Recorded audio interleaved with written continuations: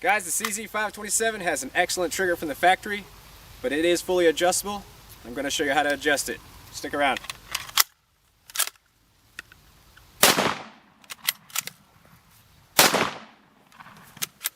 Alright, before we get started, we're going to go ahead and ensure that the firearm is unloaded. Nothing in the chamber, nothing in the magazine well. Alright, now this little tutorial I'm about to show you should be applicable for a couple of other CZ rifles. I'm not sure exactly which ones they are, but if you take your rifle out of the stock and check the settings, look similar to what I will be showing you here, you should be able to use this tutorial.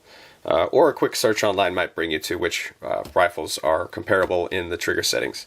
I'm going to give you a quick safety tip before we get started because I don't want anybody adjusting their rifle to make it unsafe whatsoever. The CZ527 and other CZ rifles come from the factory with a very nice trigger, and the settings on it are really nice and are pretty safe. Now the CZ527 also does come with what's known as the set trigger. You rack the bolt and push the trigger forward. And if you want an extremely light trigger to eliminate as much human error as possible, you set that trigger forward, and that trigger is so light, there's almost no point in lightening up your conventional trigger.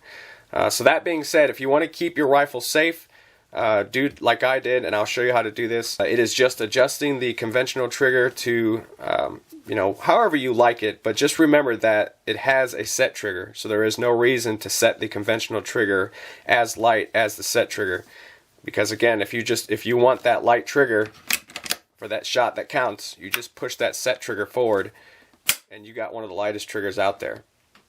So I'll go ahead and show you how to adjust the fully adjustable trigger on the CZ527. Alright, on the bottom of the rifle here you'll see two screws here to take the rifle out of the stock. And you just go ahead and take those loose.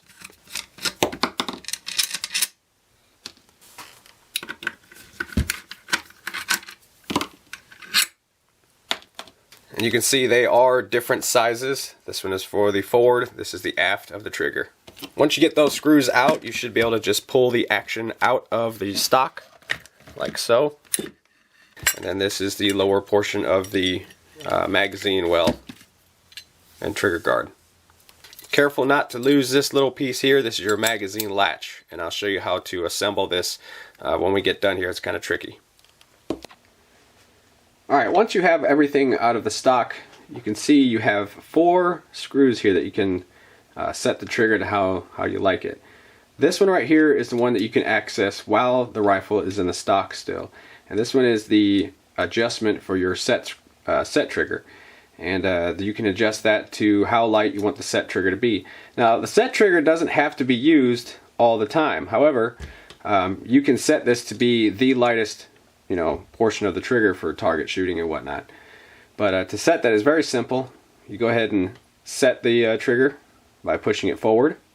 As you can see now it is locked and set. And to lighten the pull of the set trigger, you simply screw the adjustment screw in. And now if you go too far, it will let you know and it will set off the trigger. You can see there. So now that's way too light, so what we're going to do is we're going to come off of that just a little bit. And we're going to take it about a half a rotation. Okay, and I'll go ahead and try to set the set trigger again. And I can. And so that should be almost to the lightest setting, and it is.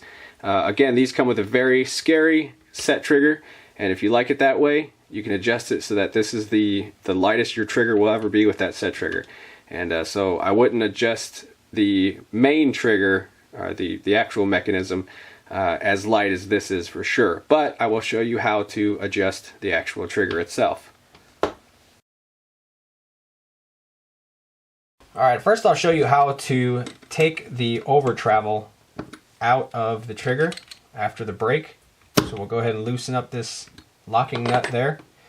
Okay, and I have mine set already, but we're going to show you what this looks like.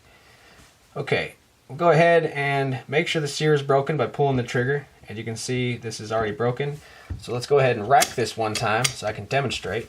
Now if I pull the trigger, you can see after the sear breaks, this is how much travel I have after the break.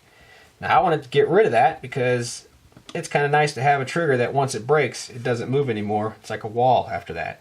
And all we're going to do is go ahead and squeeze the trigger like I am doing here, tighten up that setting, and you can see you're getting less and less trigger movement.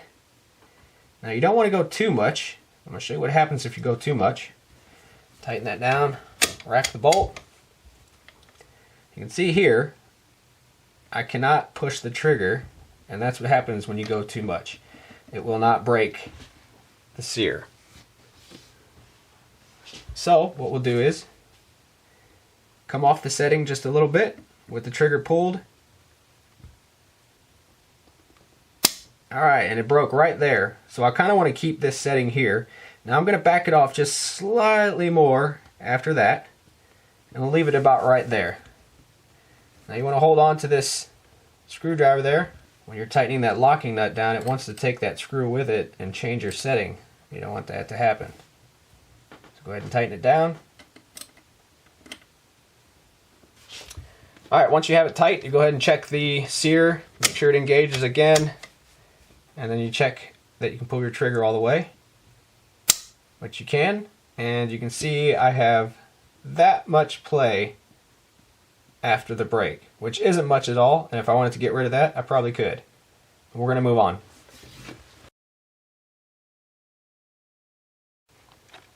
Alright, the next thing I'm going to show you is how to get rid of the take-up in the trigger just before the break. Now that involves this set screw right here, which I will be showing you from this side because it's easier on camera. Alright, we'll go ahead and rack the bolt, which it already is, and all we'll do is, I'm going to quickly demonstrate. This is how much trigger movement I have before that sear breaks. Now we'll go ahead and break it. Now if you wanted all that travel, you would obviously leave it like that, but if you want to get rid of it, you take and tighten down this screw here. As you can see there, the trigger is starting to move. What you're effectively doing is actually pulling the trigger by screwing in this screw here. So if I go too far, it will actually set off the sear, as you can see right about there. Okay, so now we know we've gone obviously too far. So we're going to go ahead and back this out about a full rotation and a half, rack the bolt again, and check to see how much trigger pull we have before the break. Okay, that's not bad. That's, you know, you don't want to have it too light because this is your main trigger. You obviously have a set trigger that we set to be really light. Okay, so there's no reason to have an extremely light main trigger. So I think if I rack this one more time, that this is going to be a pretty good travel. What I like to call it, I guess, a safely travel for hunting purposes and just being on the range. I think that's a pretty good setting there, but if you want it to go lighter, you would obviously just screw that in, and there is no locking nut on that side, so you just screw it in until you find a sweet spot that you want. But we're going to leave it there, and we'll show you how to lighten the trigger pull itself. Okay, now lightening the trigger is fairly simple and straightforward. You break your locking nut loose here, and let's say you have everything set and you want to go ahead and lighten up the trigger pull itself. We will take this screw here and just unscrew it until it's not moving that spring in there. If you can see that spring moving inside of there. Once you've taken all the tension off that spring is barely even there, and it don't take nothing to move that trigger around. Okay, so go ahead and rack that again. And let's say you wanted a more safe trigger, so you would make it heavier. All you do is screw that setting in all the way. And what that's doing is that's strengthening that spring onto the trigger mechanism in there. And let's say this is where you wanted it here. Let's go ahead and check it. Okay, now still a good trigger pull because we set all the settings for it, but now it is a little more safer because it takes a little more to push that trigger. You can see there, and that you'll tweak that to your setting there, but that is basically how you set the trigger for the CZ527. And then once you got that setting done, you go ahead and tighten this down. So there's some settings in here that are set in place to not allow you to go too far and make this rifle unsafe. But if you follow basically what we've done in this right here, this video, you shouldn't have a problem. You should wind it with a pretty good trigger, or at least something set up to your liking. Alright, now after you've adjusted anything in your trigger, you want to go ahead and check to make sure that trigger is still functioning correctly and you have not made it unsafe. One of the ways to do that is to go ahead and rack the bolt over and over. And this process should in no way release that trigger. If that trigger snaps, you've done something wrong and you've maybe lightened something up too far in there, causing your rifle to be unsafe. Another thing you can do here is check the safety over and over. And again, if that trigger snaps, you need to dive back into your work and double check everything and tighten some things up in there. Another thing you can do is give your rifle a couple of love taps on the stock. Just like that. You're not going to break anything if you don't do this too hard. But you want to make sure nothing is going to bump that trigger, and you want to make sure that you have still a safe trigger. If that trigger snaps at any given time during any of these tests, you need to go back in there and check your work. You can see mine is still good. Alright guys, I appreciate you watching. I hope this video helped somebody out. It's always nice to be able to dive into a rifle and kind of know what you're getting into. So this video should help you guys that own CZ rifles out there. Also, again, check back later on. We're going to have some updating on this rifle here. We're teaming up with A-Mega Mounts. They are going to be sending us a No Gunsmith Scout mount for the CZ527. So that should be really interesting to see what they come up with. They also make Scout mounts for the Ruger Mini 14 as well as the 1022 and I think a couple other rifles as well. But it'll be new to the market. They are sending us one of the first ones that will be out there, so we will show it to you guys first. And Optics Planet has provided us with the optic for that video and for this project, so I want to give them both a shout out. Guys, if you want to save some money, if you want to help out our channel at the same time, check the link below and for Optics Planet if you're browsing or if you're thinking about purchasing something. They have all kinds of stuff, and every time someone buys something through that link, we get a little kickback point, basically. The more points we get, they will send us more items to review for you guys. Use the code in the bottom as well to save 5% off your entire purchase.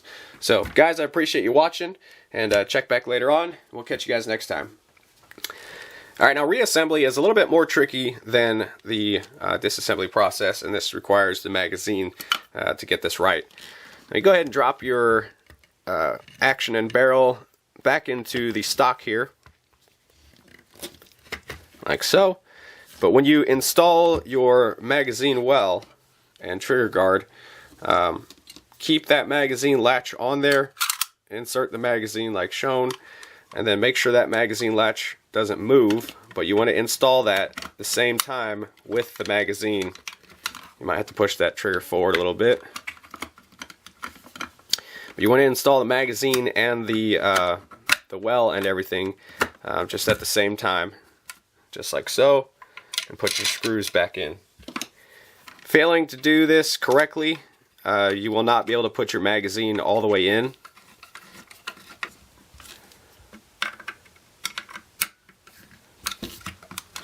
Alright, now if you can take your magazine in and out with no problems, then you did it correctly.